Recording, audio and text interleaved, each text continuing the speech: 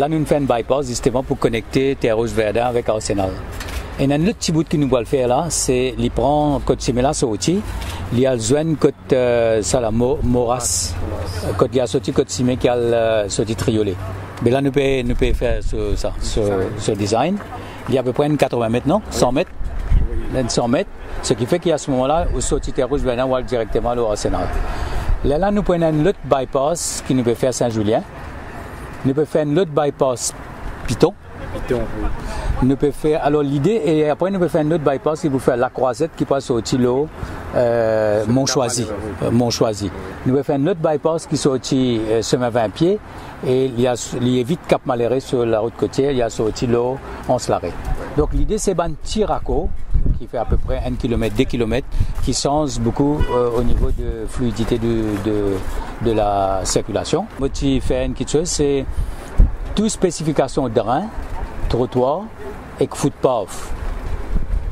Pour entier Maurice, qui est District Council, municipalité, NDU, TMRSU, RDA, tout pour servir même spécification, les standards. Là, nous pouvons standardiser le road marking, le guardrail et puis le signage.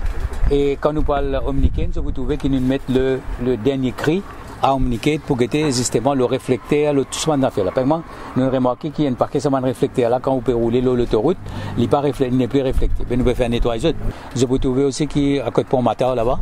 Oui, pas peut faire guardrail, peut faire ça comme appelle ça jersey barrière, c'est une barrière en béton, mais qui vous permet quand même qu'il peut faire un shock absorbing qui peut permettre qu'il prenne plus de sécurité. Alors nous pouvons faire la sécurité, nous pouvons faire un maximum. Et nous disons l'autre chose maintenant, c'est nous pouvons dire nous besoin garantie. Ça veut dire 10 personnes qui donnent nous un road marking, nous besoin donner une garantie de 2 ans. Si donne nous c'est pas un guardrail, nous besoin une garantie de 10 ans. Et réflecter, nous besoin parce que nous besoin payer pour gagner beaucoup de choses, mais en même temps, nous gagnons qualité. Il fallait faire les tests géotechniques et les tests géomorphologiques qu'on n'avait pas fait comme il fallait.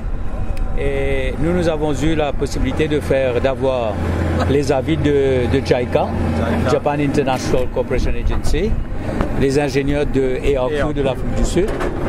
Et puis nous avons eu les Coréens, les Korean Expressway Corporation, pour comprendre un peu ce qui s'est passé. Tous les ingénieurs disent aujourd'hui une chose, les extrapolations qu'on avait faites à l'époque, pour comprendre ce qui s'est passé, donc ça s'avérait juste.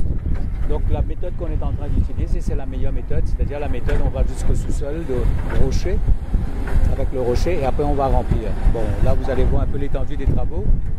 Il y a beaucoup de gens qui avaient dit que il fallait rapiécer. Pourquoi on n'arrive pas à réparer? Et c'est quelque chose qui devait se faire en quelques semaines. C'est pas du tout ça. Parce que nous, on avait au moins une obligation. On n'a pas droit à l'erreur. C'est un chantier gigantesque. Et j'espère qu'on va emmener ça à bon port dans 8 mois. Un peu comme ce qu'on a fait sur les flancs gauche. Et qu'aujourd'hui, avec les pluies, avec les fortes pluies, avec la saison pluvieuse, on arrive à voir que tous les travaux ont été bien faits.